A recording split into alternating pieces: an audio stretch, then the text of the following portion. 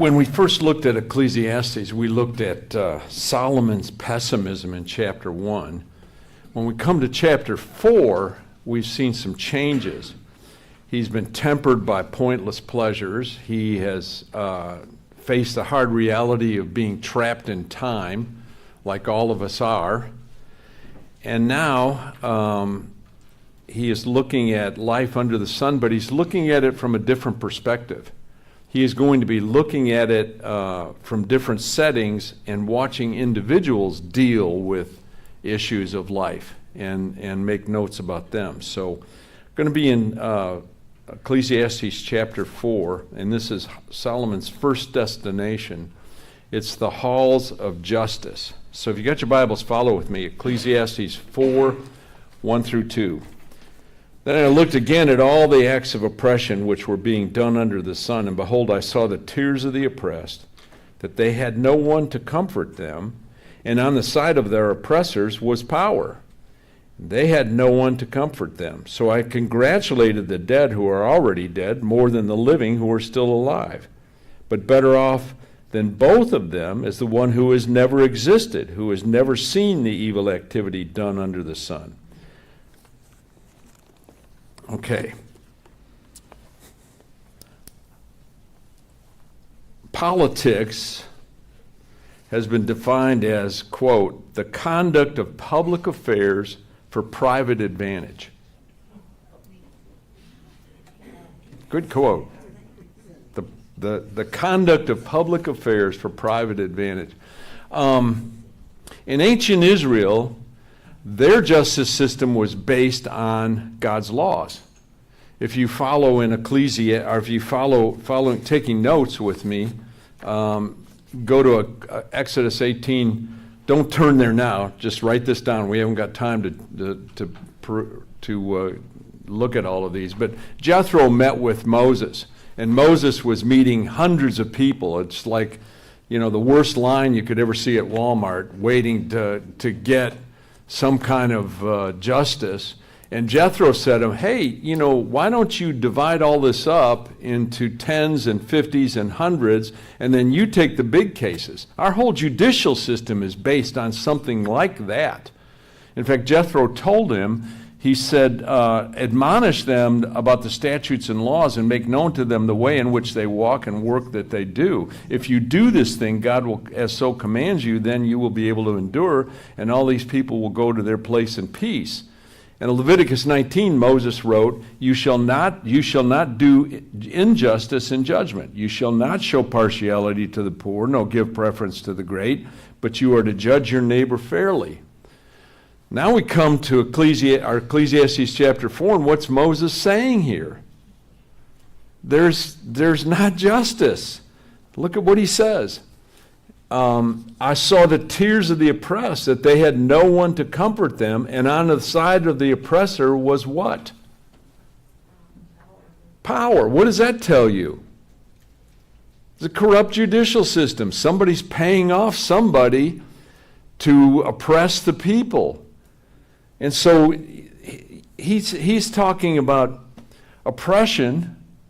What do we do? How do we deal with that in our day and age? Do we have a sterling, snow white judicial system? How many would agree that? We have the same thing happen now. Okay. What are we told to do as New Testament Christians? We're to vote. Yeah, where do we find that out? 1 Timothy chapter 2. First of all, I urge that requests, prayers, intercessions, and thanksgiving be made on behalf of all people, for kings and all who are in authority, so that we may lead tranquil and quiet lives in all godliness and dignity. You got a problem with justice? Call down heaven on it. That's our mandate. That wasn't the case in Solomon's day. What was his observation in chapter 1 and 2? I saw tears. What did he do about it?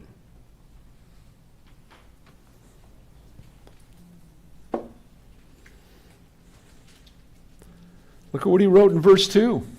So I congratulated the dead who are already dead more than the living who are still alive. But better off than both of them is the one who's never existed, who's never seen evil activity that is done under the sun. That's an incredible statement. Better off never to have been born. What's he talking about?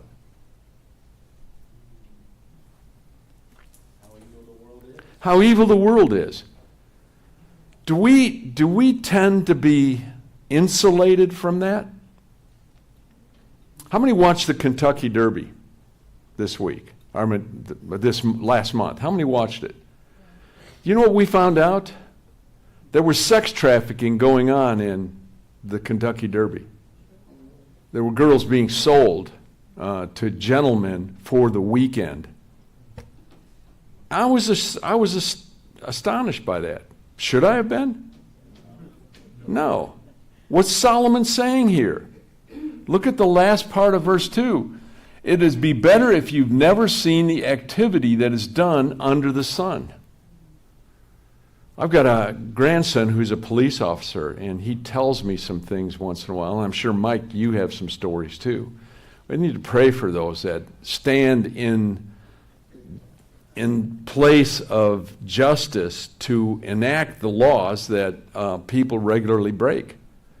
We can't imagine what's going on around us, but should we be surprised? This is a fallen world. This is a fallen world. We, because of Christ, have been set out of that world, and we have a different viewpoint. Is it good to exist with tunnel vision? Without being aware what's going on? No, we need to be aware. We need to be aware. We also need to keep the focus where it's important. Where it's important, yes. And where is it We're important? not Solomon, hopeless, and I wish Yeah. every even existed. Yeah. Where is it not hopeless? It's not hopeless in Christ. That's where the hope of any human being. Why? Because Jesus can change a person from the inside out. From the inside out.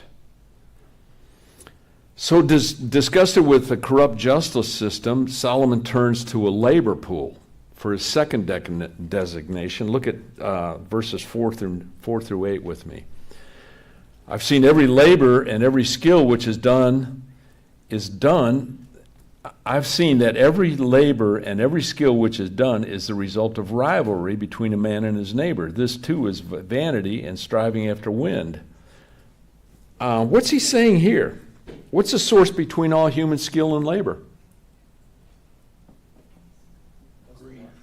Greed?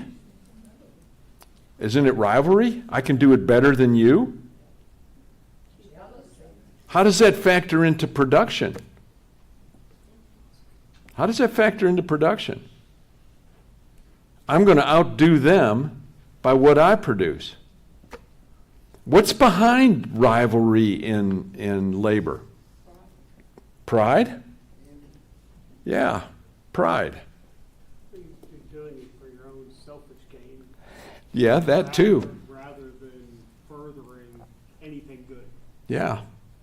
Yeah. I've had some men in my life who taught me woodworking, and it became a lifelong passion for me. And they took the time to do it. And it wasn't rivalry. Things that I built that they said, oh, you could do that better, were good things for me. Look what he says in verse 5. The fool folds his hands and consumes his own flesh. Who's he talking about here? Not the industrial man. He's talking to the lazy man. What is the man doing?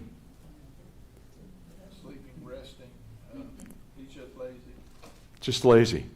What's the end result of that? Consumes his own flesh? Yeah, consumes his own. Listen to what he wrote. Proverbs 18:9 says this. He also who is lax in his work is a brother to him who destroys. Proverbs 19:15 says, laziness casts one into a deep sleep, and a lazy person will suffer hunger. Proverbs 24:30, I passed by the field of a lazy one and by the vineyard of a man lacking sense, and behold, it was completely overgrown with weeds. Its surface was covered with weeds, and its stone wall was broken down. When I saw, I reflected upon it, looked, and received instruction, a little sleep, a little slumber, a little folding of the hands to rest. Then your poverty will come on you like a drifter, and your need like an armed man. So what's he saying about laziness? And is labor good for one's soul? Is a good day's work good for your soul? Laziness will come back to haunt you. Yeah. I mean that all seriousness. It will, if you sit and do nothing, Yeah. and then I honestly believe that one of which your body will get accustomed to just that. Nothing. And I've seen it play out in people's lives where Yeah. they go through life and they do nothing. Yeah. And it is onerous for sure. The third man he's talking about, let's call him the balanced man in verse 9. I'm sorry. The fool, okay, verse 6, I'm sorry. One hand full of rest is better than two fists full of labor and striving after the wind. Where's the balance in that? Rest and work. Rest and work. What does he say? Two fists full of labor and striving after the wind? What's that going to gain you? Fatigue? Fatigue? Yeah. There needs to be balance. Why did God tell us that? Put in our calendar a day of rest every week. Do you think he knew something about our well-being to do that? But what do we see in our society? Go, go, go. Earn, earn, earn. We're going to get to the end of what that means when we get on here. Then he comes to the fourth man, and let's call him the solitary man, verse 7 and 8. Then I looked again at vanity under the sun. There was a certain man without a dependent, having neither son nor brother, yet there was no end to all his labor. Indeed, his eyes were not satisfied with riches, and he never asked, who from whom am I laboring and depriving myself of pleasure? This too is vanity, and it's a grievous task. What did Solomon note about this man? He was working for no purpose, no good reason for his work. But never stopped doing it. Never, yeah. He was also losing everyone. He was alone. He was losing everything else around him. Yeah. Yeah. What is Solomon's conclusion about him? Futile, pointless. Do we see that in our day and age?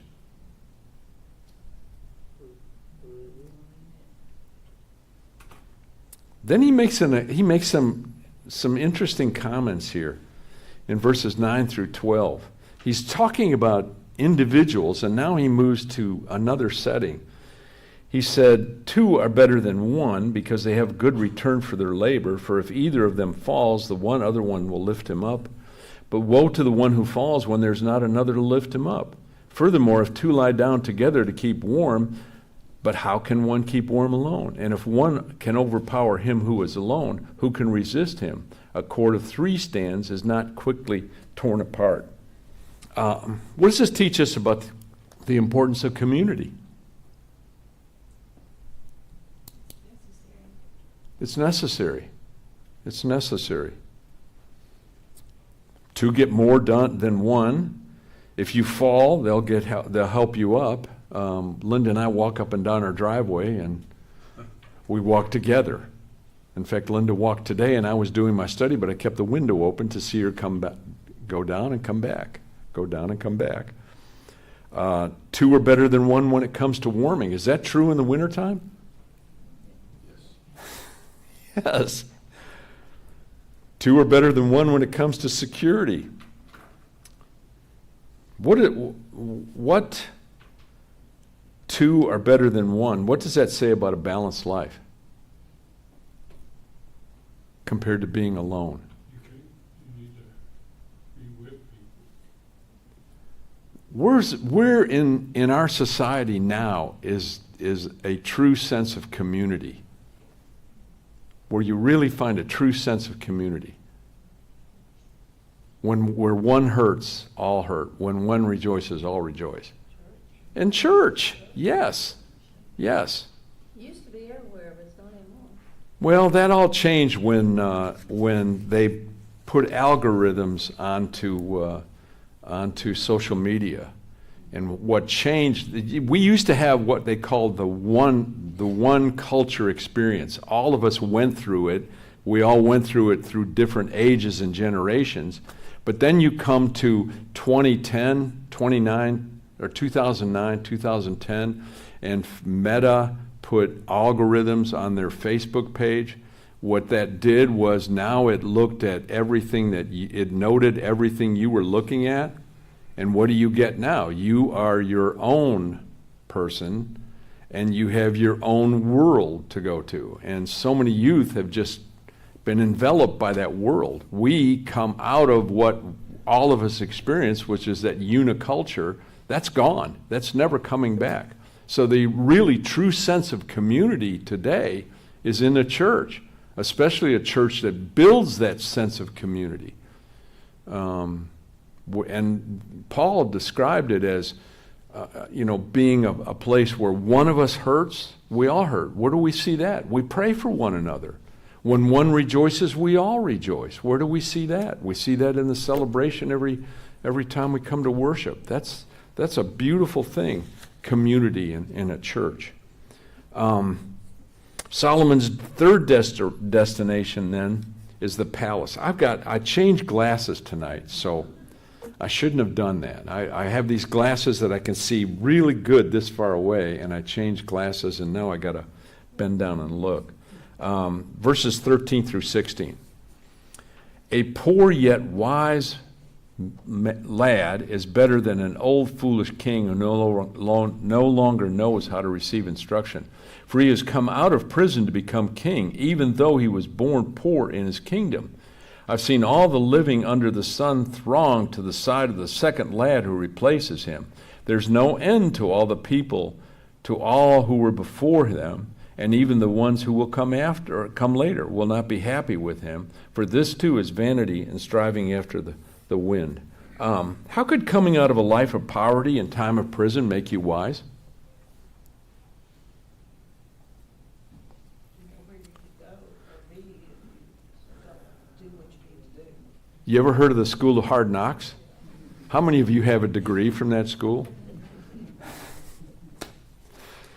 That'll teach you. That'll teach you. What is verse 15? What is it?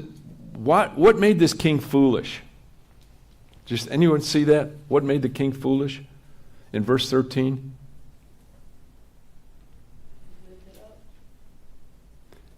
He wouldn't take advice. No longer received instruction. How important is it for you in any kind of leadership role to take input from people about what you're doing, whether it's in business, whether it's in anything? He stopped doing that. Do you think this might be Solomon talking about himself?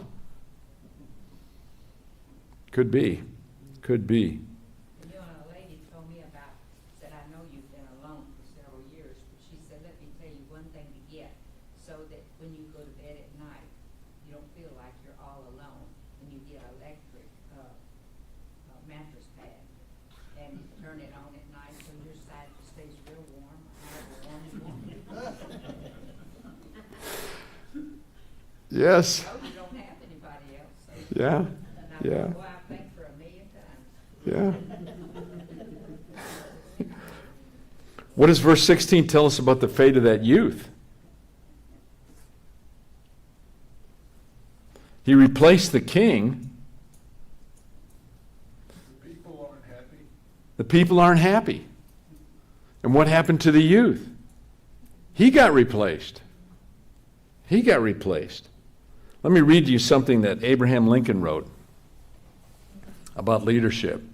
You can please some of the people some of the time, all of the people some of the time, some of the people all of the time, but you can never please all of the people all of the time. Words from the wise. So then Solomon's fourth destination is the temple, and it's in Ecclesiastes chapter 5,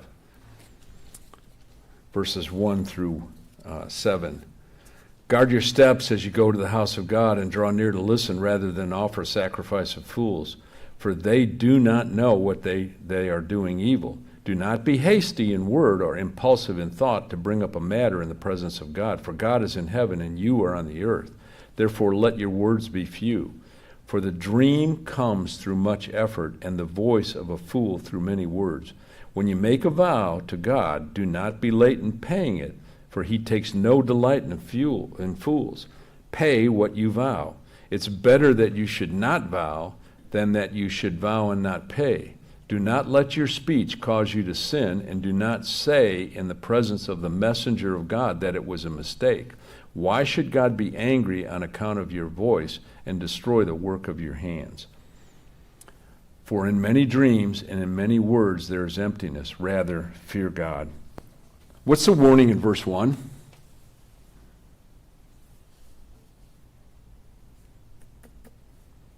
Guard. Guard your steps. Guard your steps. What do you think it means to offer the sacrifice of fools?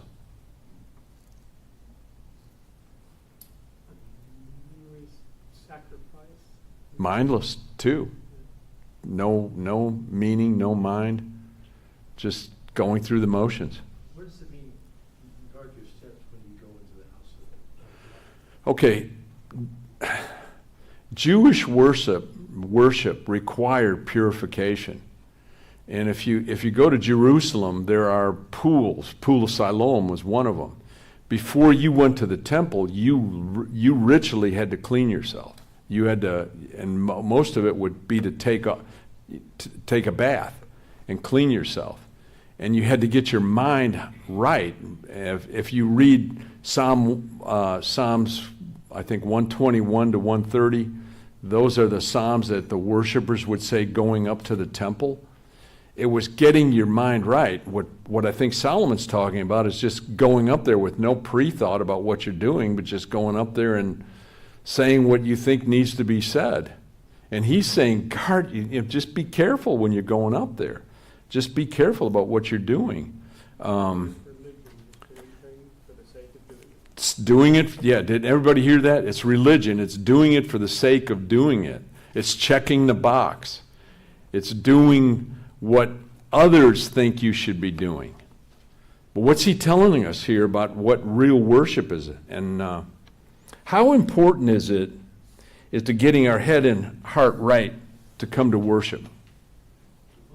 I think it's, you can come and be extremely distracted to where you don't plug in at all, you're just physically there. But I think to get our minds and our hearts, prepared and right in the sight of God, to worship. I think I could see at times, I remember years ago, at times I could tell the difference in myself. How I was, not necessarily church, but other things. I was plugged into a class, or I wasn't plugged into a class, whatever, and I could see it spill out and see the end results of not being prepared. Yeah. What are some things we can do to get ready for worship? What are some things we can do to get ready for worship? Prayer? Yeah. Turning on Christian music. Getting His Word. Getting His Word. Quiet. Quiet time. Yeah. Capturing every thought. Yeah. Capturing every thought. It's huge here when to be reminded that God cares how we're coming to Him to worship, and it may be meaningless to us if we're meaninglessly going about worship, but God takes that seriously. Yeah. Yeah.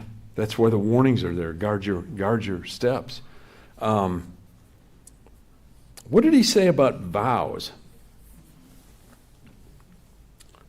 And what would you say a vow is?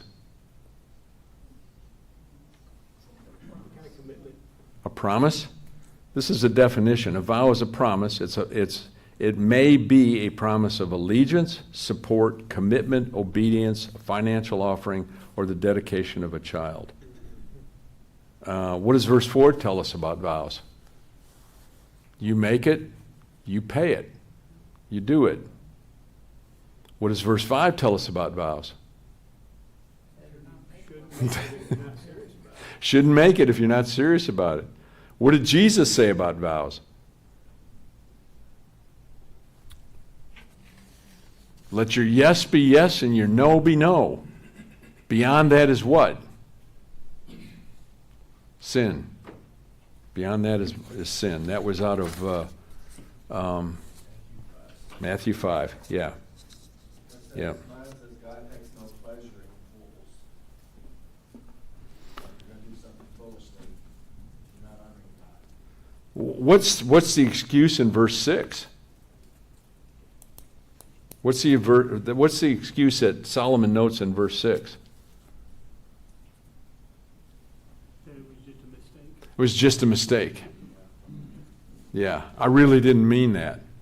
The problem with that is when we don't plan ahead, we speak before we think, and then we blubber out whatever, however you want to word it, we speak, and we're frustrated, maybe even angry, and then we, go, out there, and it hurts people, and then you can spend like forever in a day trying to make up for the mistakes. So it's really wise to really not allow your emotions control what comes out of your mouth. What did Jesus say about coming into worship? What should we do when we come into worship? If you got out with your brother, what you should do? Fix it before you come. Fix it before you come. Yeah. Yeah, fix it before you come. Which is important to get your mind right about why I'm here and what I'm doing here, and get your focus on God. And anything you can do to do that in preparation to come to worship is essential. So that when you come here and you do participate, it is meaningful. I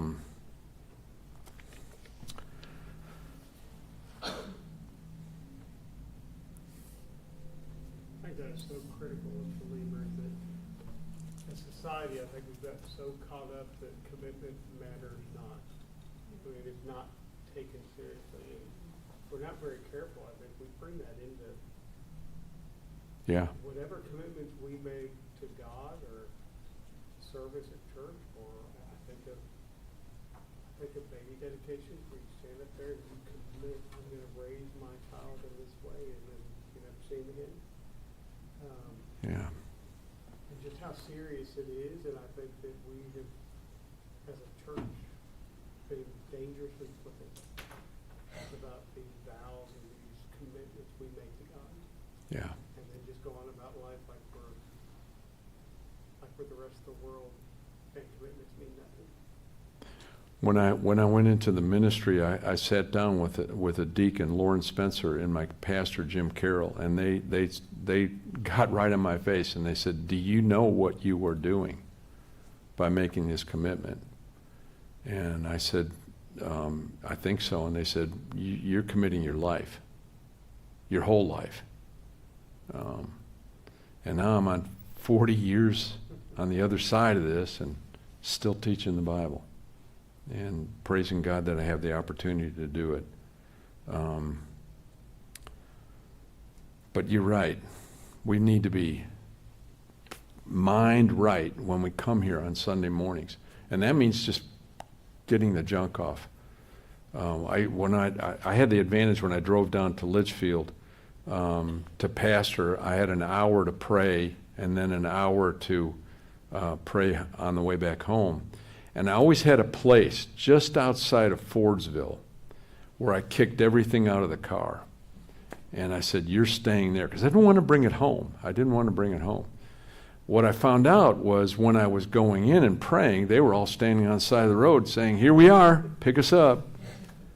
But I invariably tried to keep my focus on God on top of all the other stuff that was being thrown at me as a pastor. And it's hard sometimes. I think, even deacons can testify to that. The sixth destination that Solomon came to was, or the fifth destination was the government. And we see that in verses 8 and 9 of chapter 5. If you see oppression of the poor and denial of justice and righteousness in the province, do not be shocked at the sight. For one official watches over another official, and there are higher officials over them. After all, the king who cultivates a field is an advantage to the land. What's he saying here?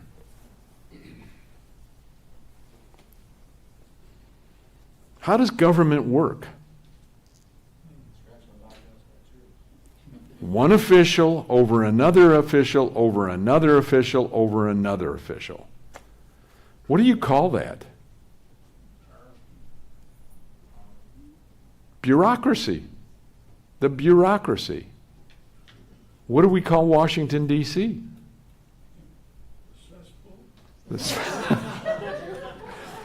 I was thinking something kinder, like the swamp. We've heard that too. But how does that work? One official's over another official, over another official, over another official. And here's Solomon, who's in charge of that, and what's he saying? There's oppression in the government. There's oppression of the poor and denial of justice and righteousness in the province. And then he says, do not be shocked by that sight. And that was written how many, over almost 3,000 years ago? And he's telling them not to be shocked. Are we shocked that there's corruption in government? Frustrated maybe, but I think we are all past being shocked. Frustrated? Okay. Well, how do you cure your frustration? You go and vote, right? You go and vote. Sixth destination for Solomon was the investment bank, and we see that in verses 10 through 17 of chapter 5. He who loves money will not be satisfied with money, nor he who loves abundance with its income. This too is vanity. When good things increase, those who consume them increase. So what is the advantage to their owners except to look on? The sleep of the working man is pleasant, whether he eats little or much, but the full stomach of the rich man does not allow him to sleep. There is a grievous evil that I've seen under the sun, riches being hoarded by their owner to his hurt. When those riches were lost through a bad investment and he fathered a son, then there was nothing to support him. As he had come naked from his mother's womb, so will he return as he came. He will take nothing from the fruit of his labor that he can carry in his hand. This also is grievous evil, exactly as a man is born, thus he will die. So what is the advantage to them who toils for the wind? What's Solomon, the richest person who ever lived, saying in verse 10?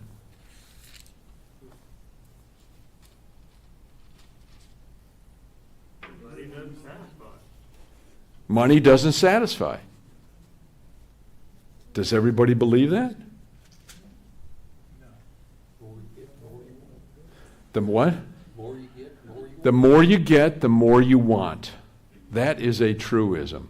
The more you get, the more you want. They asked John D. Rockefeller if he was satisfied, what would make him satisfied with his money. And you know what he said? Quote unquote, a little bit more. A little bit more. Richest man in the United States.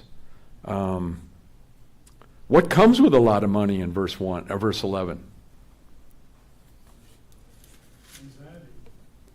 Anxiety? Okay. Well, maybe I ought to say who comes with friends. Friends. And what do? Want some of your money. They want some of your money. I thought we were through talking about political. How's that, Bob? Now, the person who has a lot, the number of memes in social media just went through the roof when this SpaceX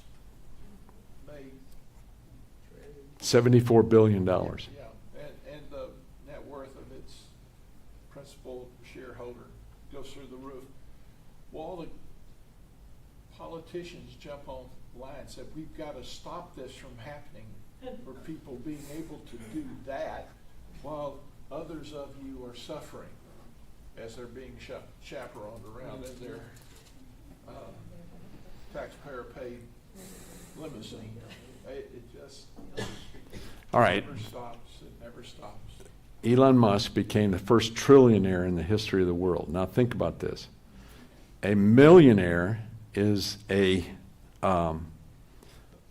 1,000 million. Yeah, 1,000,000. A billionaire is a million. A trillionaire is a billion million. A billion million. Okay? It's unfathomable regardless. Yeah. No, Mike. No. What can we be sure of, according to Solomon, what can we be sure of in verse 11? When good things increase, those who consume them increase. So what advantage to the owners except to look on? I'm sure that Mr. Musk has people who answer his phone for him, people who open car doors for him, people that prepare his calendar for him every day. Because if he was just a regular person, he would be bombarded with requests and needs. I'm sure he is right now anyway. What does verse 12 tell us? The sleep of the working man is pleasant, whether he eats little or much. Why is that? Did you ever do a hard day's work? Get a nice meal? And what happens? You zone out. How about a rich man? More to worry about? Probably the wrong kind of menu. Do you ever eat off the king's table once in a while? I get indigestion, can't sleep. What's the grievous evil that Solomon says in verse 13? Wealth kept by its owner to his harm. Wealth kept by his owner to his harm. Hoarded. Wealth hoarded. Kept. What's the risk in verse 14? Not having something for your children. Yeah. Making a bad investment. Three things are dominant on Wall Street. And I can say this because I careered out with investments. Bears always growl. Bulls always run, but pigs always get slaughtered. If you go to Wall Street with greed that I'm going to make money, they are gladly going to take it from you any way they can. In fact, I spent this week, some individuals that I know and care about just prodded me about, do I invest in SpaceX? Do I invest in SpaceX? So I said, well, let me do some research. And standing over SpaceX, right now, and I don't want to get into detail because I want to finish this, but there are the underwriters of the IPO are sitting on $84 billion worth of stock at $135 a share. So as this stock goes up, guess what they're going to do? They're going to sell into it. So they will suppress that market. On top of that, SpaceX itself has almost 10 billion shares outstanding that they could sell into the market. So, is it a good investment? Yeah. But then the question I asked them, what are they going to do? And the people I was talking to said, well, they're going to put a man on Mars. And I said, and how is that going to benefit you? Because when you invest, what you want is a return on the dollars you're putting in the market. So SpaceX lands a man on the Mars, great. But as an investor, there's a lot of risk. So what's he say in verse 15? And have we heard this in the Bible before? Naked I came, naked I'll go out. Can't take it with you. As a pastor, I've done a lot of funerals. Never went to the cemetery with a U-Haul. It stays right there. All this stuff that you accumulate, somebody can come along and just sell it. Throw it away. Yep. What does he remind us of? Or actually, what's the question? What's the answer to Solomon's question in verse 16? This is also grievous evil. Exactly as a man is born, this he will die. So what is the advantage to him who toils in the wind? What's the advantage of him who toils in the wind? Define advantage. Define gain. Define gain? That- I think about All that. the way through this, he asked this question. Yeah. What does it profit? What is it? What if they gain? And I think he's trying to get people to admit what real gain is in God's economy. He gives it to us here. Yeah. Jump down to verse 18. Here's what I've seen to be good and fitting, to eat and to drink and enjoy oneself and one's labor in which he toils under the sun during the few years of his life which God has given him, for this is his reward. Remember what we've talked about? What makes life under the sun vain? If all I lived for was fame, fortune, power, and pleasure, and I elevated that to the be-all and end-all of my life, what does God call that, first and foremost?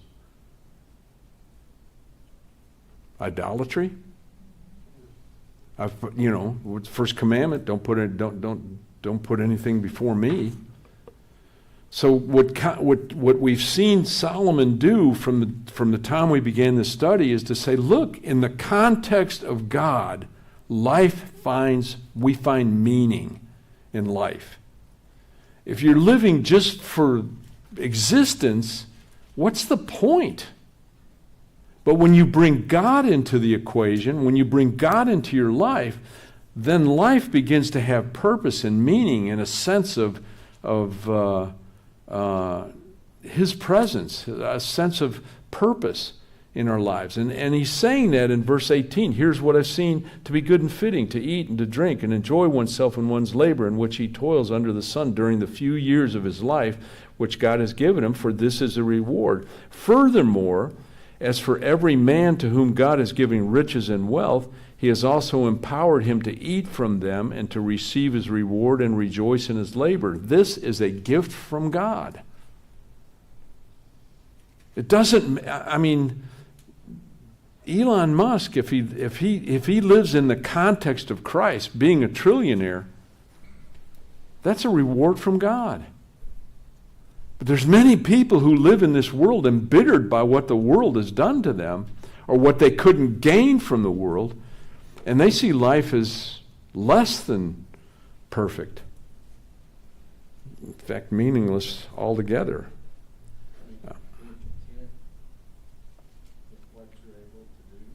Yeah, remember what Paul wrote? I've learned to be content with a little, and I've learned to be content with much. And what did he say? Where did he say that contentment came from? It came from that context of Christ in his life. Solomon's trying to tell us with a sense of God in your life, there's a sense of purpose, a sense of meaning. It gives meaning to labor to life under the sun. Look at verse 20. Look at verse 20.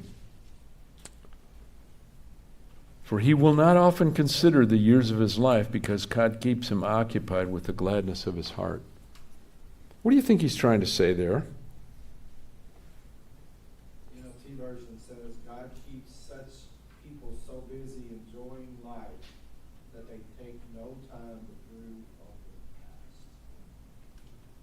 We're worried about getting old. Yeah. Yeah.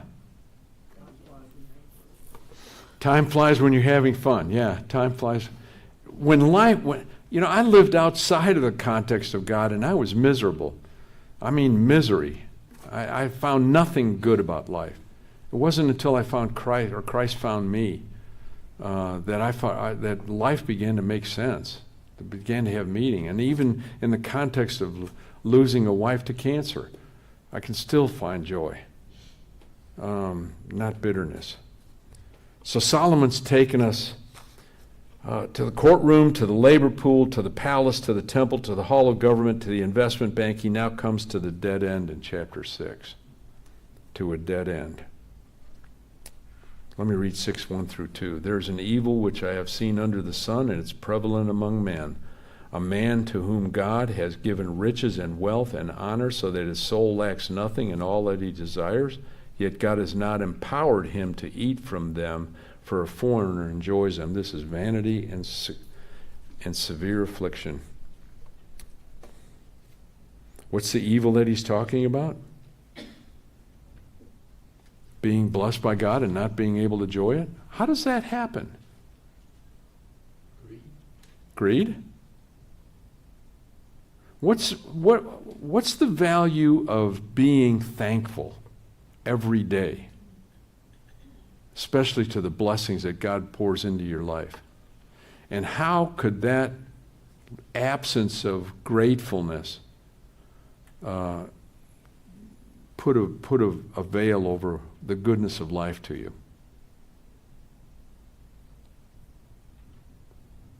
You keep seeing negative in everything. It affects who you are, affects those around you, it affects even what your body will do.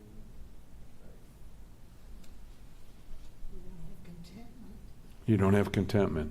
If you're not made, you are made in the image of God, and if you do not recognize Him, then Billy Graham was not off when he said there's a God-shaped vacuum in the heart of every man. That image of God demands some expression in one's life, and without that, eventually all these things you try are going to be empty. Empty, yeah. Because the soul is still Yeah. empty. Look at what he says in verse 3. If a man fathers 100 children and lives many years, however many they be, but his soul is not satisfied with good things, and he does not have a proper burial, then I say better than the miscarriage than he, for it comes in futility and goes to obscurity, and its name is covered in obscurity. Never sees the sun, and it never knows anything. It's better off than he. Even if the other man lives 1,000 years twice and does not enjoy good things, do not all go to one place? You can have it all, but if you have it with a embittered soul, If you don't have the peace of Christ, if you don't have the peace of Christ, yeah. if you're walking without not knowing or not having any relationship at all. What does that futility in our society lead to? Drug addiction, depression, suicide. Let me give you a statistic. 2024, the United States recorded 48,825 suicide-related deaths. Males accounted for 80% of the suicide deaths, compared to females. This is 32%. It actually dropped, but it's 32% higher than it was in 2000. 32% higher. People don't find fulfillment in life. And you certainly don't find it looking at a phone screen that feeds you every kind of whim that you come to. People are empty. People are empty in the world.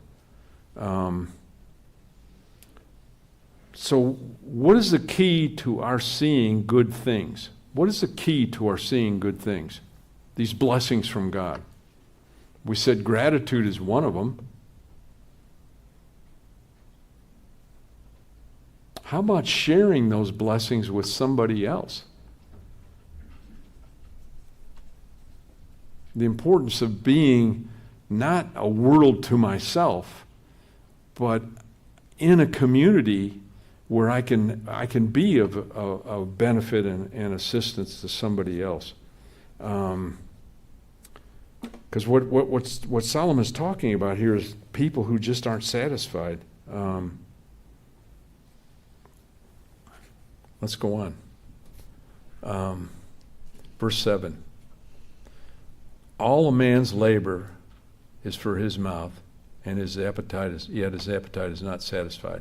For what advantage does a wise man have over a fool, and what advantage does a poor man have knowing how to walk before the living? What the eyes see is better than what the soul desires. This too is futility and striving after the wind. Something interesting Solomon said here. What the eye sees is better than what the soul desires.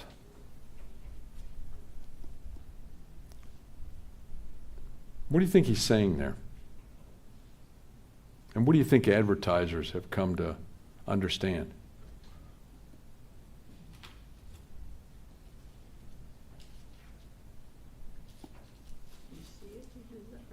You see it, you desire it. What does that lead to? Where does that lead many people to in our society? Start with Eve. Start with. What has that led people to? Bankruptcy. Debt. There's over $1 trillion in car loans. $1 trillion, a million billion in car loans in the United States. People get caught up in this thinking, if I can just purchase that, or purchase this, or this house, or this car, then I will be happy. And they purchase it, they go screaming into debt, and they're just as, or they're worse off than they were before. Yes. And you notice what he said in verse 8? A poor man knows how to walk among the living. What does a poor man know? He understands that what you see, the reality you are in, is far better than the things you desire but can never have.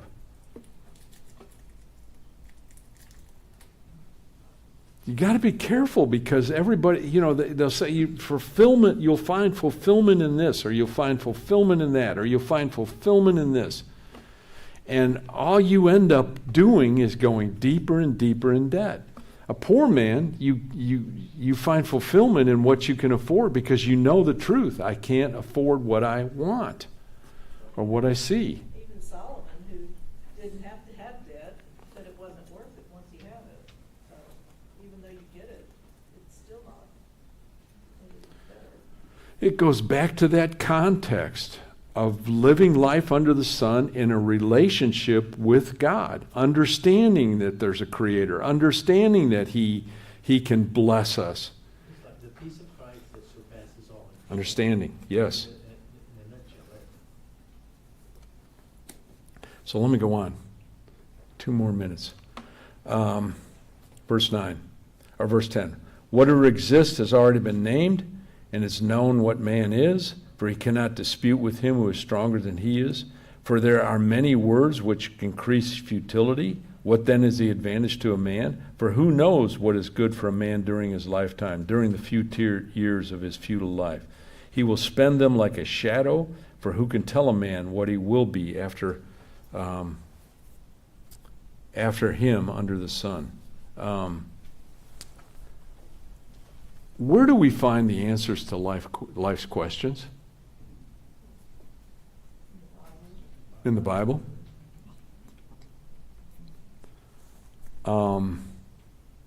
Is it futile to seek those questions or those answers? No. No, because in seeking, then you'll find God. Yeah, yeah. Wisdom. What are some questions you'd like answers about?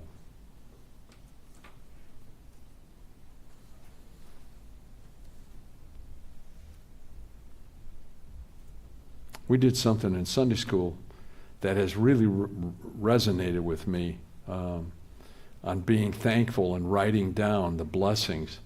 And I'm filled up that sheet, and I've got the other side. And the more I think about that question, the more I come how blessed I am and how grateful I am. And I've seen that affect my worship. Are there ways that people dispute with God? Dispute with God, yes. Yeah. Yeah. For who knows, verse 12, who knows what is good for a man during his lifetime? Who does know what's good for a man during his lifetime? If you're in that context with God, He will reveal those things to you and give you purpose and give you meaning. I'm sorry I rushed through this, but I wanted to get up to 7. So, Exactly so. yeah. And we're at the end of 7. Or at the end of 6. So, Yeah. we're at the end of 6. So, let's pray.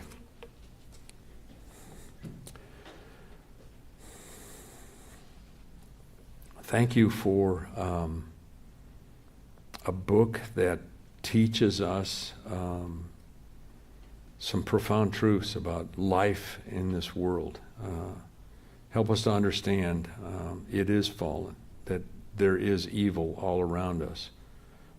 Thank you that you have given us a community of believers and people who love you, and help us to be mindful of what a gift that is. And thank you for the gifts that you have given each and every one of us in this life, and the meaning and the purpose that have come out of those things for us. And we truly praise you and worship you, our great Father, our Lord, our Savior, our truth, our light, our hope, our peace. Well, again, thank you for this study. Pray your watch care over us through this week. And may you lead and guide us in the things that you'd have us do, and may we be grateful for